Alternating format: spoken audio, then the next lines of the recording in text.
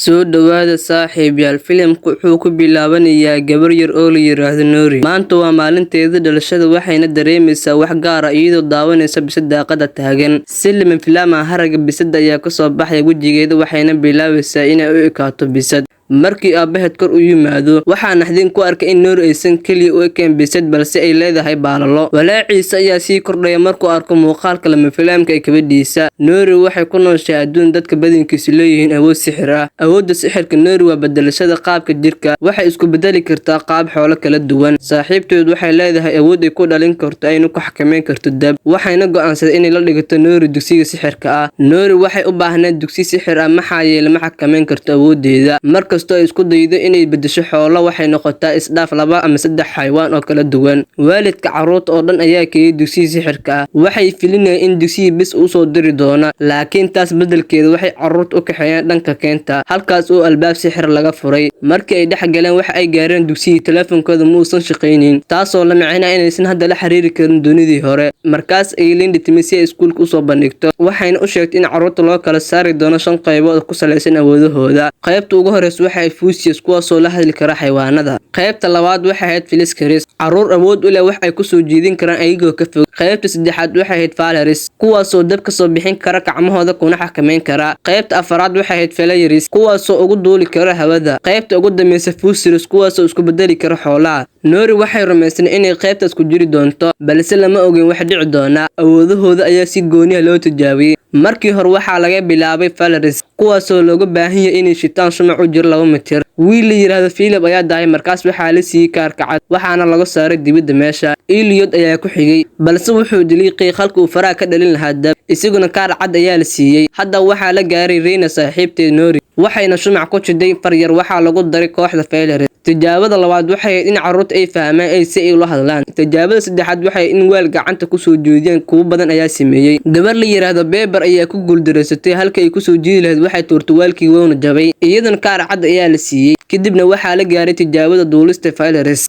oo ahayd in cirka lagu sii nagaado 30 ilbiriqsi ah. Arday badan ayaa si fiican u sameeyay, laakiin Andres ma sugi karin. aad ay u kacay balse ma soo digi karin. Macallimiintii ayaa jaranjaro u adeegsaday si hoos u keenaan, isaguna kaar cad ayaa la siiyay. Ugu dambeyntii waxaa la gaaray kooxda Noori, halkaas oo loo baahnaa in ay qabtaan qaabka bisada sawirka u yaalo. Dhammaan way isku bedeleen bisada, laakiin Noori wax ka badan 30 ilbiriqsi ma sugi karto, waxayna isku bedeshaa isdhaaf xoolo. Sidaas darteed way ku guuldareysatay tijaabada, kaar cadna waa la siiyay. Kadib tijaabooyinkii, dhammaan ardayda waxay isku yimaadeen banaanka si loo kala sheego kooxahooda. Reina waxa ay noqotay qayb ka mid ah Valaris, balse Noori waxaa loo diray koox aan hore loo sheegin oo la yiraahdo UDM. Markii Noori weydiisay madaxa iskuulka, waxay siisay wado cusub ay ku tagto UDM. Carruurta kale waxay aadeen maqaayadda si ay halkaas uga helaan dharkooda iskuulka, laakiin xarunta UDM waxay ku taala keenta hoosteeda, halkaas oo macallin Buudi ku soo dhaweeyay. Waxay ogaadeen in wax sixir lagu baran doono halkaas, sababtoo ah awoodahooda ayaa loo arkaa kuwo aan faa'iido lahayn, waxaana la siin doonaa waxbarasho caadi ah ilaa ay ka hilmaamaan sixirkooda. Markaas kadib ayaa lagu celin doonaa dunidii hore, taasoo qalbiga ka jibisay Noori. Carruurtii kalena kuwa tijaabada ku dhaca ayaa iyaguna halkaas la keenay.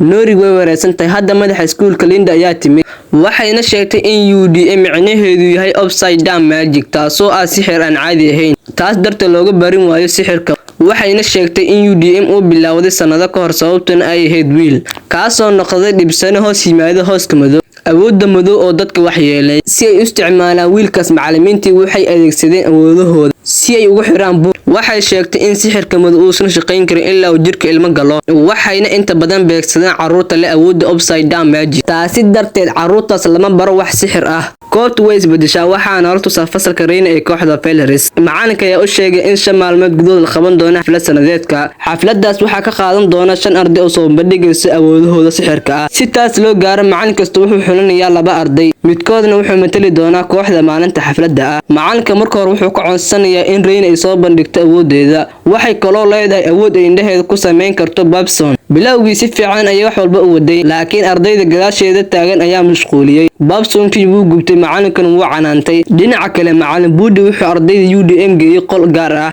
Ardayda waxay filinayeen inay baran doonaan sixir, balse waxaa yaalay buraashyo badan. kuwaani ma ahayn buraashyo sixir ah balse waxaa lagu amray inay nadiifiyaan dhammaan dugsiga. Sidaas ayaa mar walba ku dhacday ardayda UDM.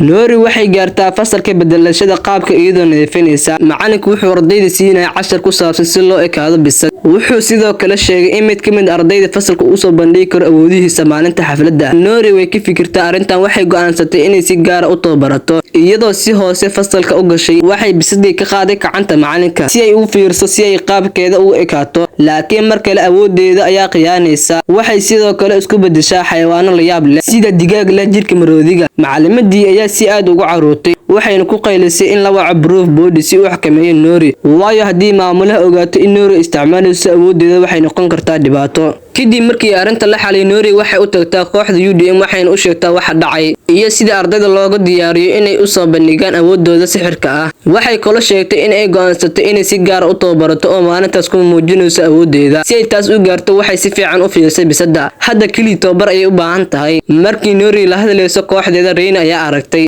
wayna ka xanuunsantaa maadaama ay saaxiibo caruurnimo ahaayeen. Markii isku dayday inay la kulanto, macalinkeeda ayaa joojiyay, wuxuuna yiri ardayda leh awoodda sixirka lama kulmi karaan kooxda kale. Maalintii xigtay, macalinka wuxuu xushay wiil yaraado isbirti si uu ugu matalo tartanka, sababta wuxuu si fiican u kariyay boobsinkii. Markii Reina ku laabanayso qolkeeda, waxay la kulantaa arday kale oo ka weyn, kaasoo ku yiri waxaan hayaa siyaabo badan aad ku horumarin karto awoodahaaga. Reina ma dhageysato, balse waxay bilowday akhrinta buugaag habeenkii si ay u noqoto sixir yaqaan fiican. Markii buuga meesha dhigayso, si lama filaana buugii madooba ayaa shelfi ka soo dhacaya.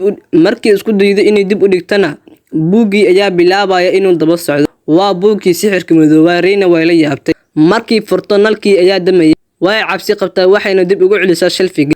Waxay qaaday alaabteedii si ay ugu cararto, laakiin buugii wuxuu hore ugu gaaray sirteeda ka hor intaysan gaarin qolkeeda. Dhinaca kale, Noori si adag bay u tababaranaysaa, balse waxay ku dhib badneed inay sidon ilbiriqsi wax ka badan ay u kaan karin bisad. Ardayda UDM way isfahmeen, waxayna noqdeen saaxiibo. Laakiin markii Reina aragtay arrintaas, waxay dareemaysaa murugo maadaama ay u aragtay in saaxiibteedii caruurnimada ku lumtay. Markii sariirta fariisato, qalbi culays. Buugii madooba ayaa mar kale agteeda yaalay. Buugii ayaa isrugayay ilaa ku gaaray cutub ciwaankiisu yahay sida awoodaha loo soo toosiyo. Markii Reina bilaabayso akhrinta, hadh madow ayaa hareeraheeda ku wareegaya kadibna jirkeeda galay. Hadda waxaana la tusiyaa xafladii, halkaas oo laba arday fasal kasta u soo bandhigi doona awoodahooda. Tartankan Reina iyo Philip ayaa bilaabaya. Dadka waxay u maleynayaan in Philip uu guuleysan doono, laakiin Reina way karasay sida ugu dhaqsiyaha badan. Reina ayaa ku guuleysatay tartanka, waxayna ku matali doontaa fasalka maalinta xafladda. Kadib xulfooyinkii markii xafladda la dhameynayay, Noori waxay u ordaa maamulaha iyadoo waxaan dadaal badan geliyay maalmaha. Waxaan u maleynayaa in awoodeeda ay horumartay.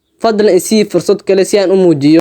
Macallimiintii way ogolaadeen, waxayna isla markii isku bedeshaa bisad, balse ma xakameyn karto wax ka badan 30 ilbiriqsi ah.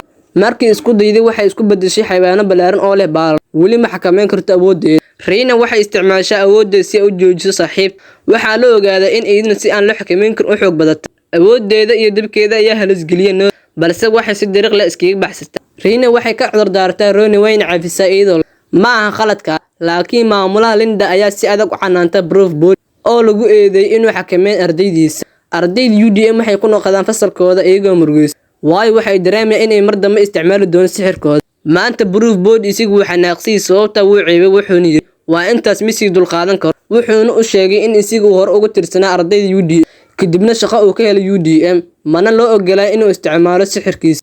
Wuxuuna go'aansaday xitaa haddii shaqada laga ceriyo in uusan ogolaan doonin ardayda UDM in la dulmiyo. Wuxuu rabaa inuu tababaro xitaa haddii qasab ku noqoto inuu meel fog gooyo. Wuxuuna u qaadayaa keenta. Halkaas ayuu boodi ku muujinaya awoodiisa. Wuxuu bilaabayaa hees. Dhageysigeeda darteed xayawaanadii keenta ayaa tiri waxaan la xiriiri karaa xayawaanada markaan heesayo, ma ahan hadal aan sida Festus oo kale. Taasi waa sababta aan loogu dirin kooxdooda. Wuxuu ka mamnuucaa isticmaalka sixirka, balse si hoose ayuu muujinaya in meeshan si tababar ugu sii wato. Dirsigii wuu dhamaanayaa marka la laabanayo. Noori waxay ka fikiraysaa Reina. Waxa ay dareentaa in sixirka Reina uu yahay mid khatar ah, waxayna go'aansatay inay la kulanto. Markii Reina ku laabanayso qolkeeda, waxay ku dhaxashay ardaygii sare ee qolku sugan. Waxay gacanta ku haysay buugii sixirka madooba, waxayna leedahay maanta awoodahaada way kordheen sababta ah buugan. Riina way xanaaqday sababta buugan ayaa ku dhawaaday inuu burburiyo nolosha saaxiibteeda. Waxay si xanaaq leh ugu sheegtay gabadhii ka baxday buugaba. Gabadhii way ka baxday iyadoo xanaaqsan, laakiin si lama filaan ah buugii midoobay mar kale ay ku soo noqday qolka Riina. Waxay ku dhafataa habsi kalkacal leh, balse ma ogola inay gudaha u soo gasho sababta buugii sixirka midooba ayaa qolkeeda yaalay. Haddii Roona ay aragto buuga sirteeda way fashilmi lahayd. Sidaas darteed Riina ma ogola inay soo gasho. Ardayda UDM waxay bilaabeen inay si dhab ah u tababartaan sixirkooda. Professor Budi wuxuu tubo ku xirayaa dhaxda Andres, kadibna wuxuu weydiinayaa inuu duulo, balse weli ma awoodo inuu xakameeyo awoodiisa.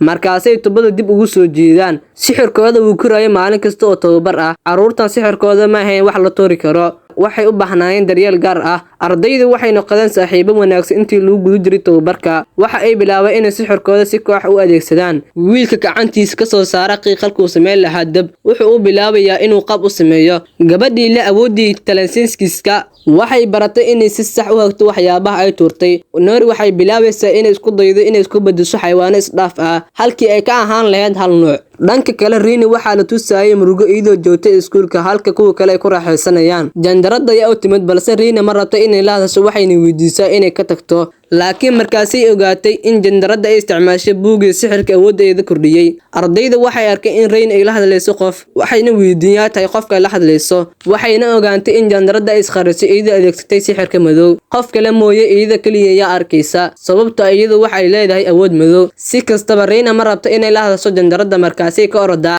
laakiin jandarada mar kale ay hor istaagtaa. Waxayna isku daydaa inay fahamsiiso Riina in laga yaabo inaysan garanayn awoodeeda dhabta ah. Waxay leedahay awood aad ugu weyn ardayda kale. Jandarada waxa ay siisaa inay u sheegto faa'iidooyinka sixirka hoose. Riina iyadoo laga dhaadhicay ugu dambeyntii way isdhiibtaa oo aqbashaa sixirka hoose. Habeenkii Noori ayaa timid saaxiibteedana waxay u sheegtay inay la hadlayso hoos. Noori way fahamtay in hooska madow uusan ku ekeyn ardayda UDM, balse uu beegsan karo arday kasta. Halkan waxaa nala tusay in Riina ay noqotay mid khatar ah. Waxay u sheegtay in jandarada iskuulka dhawaan la burburin doono. Indhaheedu way madow yihiin waqtigaas. Noori waxay taagan tahay gadaasha Riina ma aragto, balse hadda waxay tiraahdaa Noori haddii aad doonayso inaad naftaada badbaadiso ka carar halkan. Noori waxay orod ugu tagtaa Professor Budi, waxayna ugu warantaa dhacdadii oo dhan. Ardaydana waxay go'aansadeen inay u sheegaan maamulaha, laakiin Professor Budi wuu joojiyay isigoo leh maamulaha ma idin rumaysan doono. Professor Budi wuu ogaa in awooddaas uu weerari doono maalinta xafladda. Sidaas darteed wuxuu bilaabayaa inuu sameeyo qorshe qarsoon kaasoo la arki doono maalinta xigta. Markii ardaydu ku urureen beerta iskuulka, maamulaha wuxuu ugu horreyn u yeeray Riina si ay sixirkeeda u soo bandhigto. Riina waxay fadhiisataa meesha, waxay habada ku qortaa wax dab oo dadkii ku soo dhaweynaya. Kadib waxay tagtaa masraxa, waxayna u sheegtay inay diyaarisay sixir gaar ah maanta. Waxay bilaabaysaa inay sameyso kubad dab ah taasoo si degdeg u weynaynaysa, waxaana isla markaas hooskeedii ka dhex muuqda iskuulka oo dhan. Cod ayaa ka soo baxaya kubadda dabka oo leh waxaan soo laabtay kadib sanado badan aan sugayay. Markii ay tan maqalaan qof walba uu argagaxa, gaar ahaan Professor Linda. Markii la ogaaday in Riina ay leedahay awood madow, hooskii madow ayaa si muuqda u soo baxa. Dhammaan waxay fahmayeen in sixirka hoose uusan u socon ardayda UDM, balse uu qof walba beegsan karo. Hadda ardayda iyo Professor Argon waxa ay sameynayaan kubad dab ah si awoodda u joojiyaan, laakiin wax saameyn ah kuma yeelin hooska madow.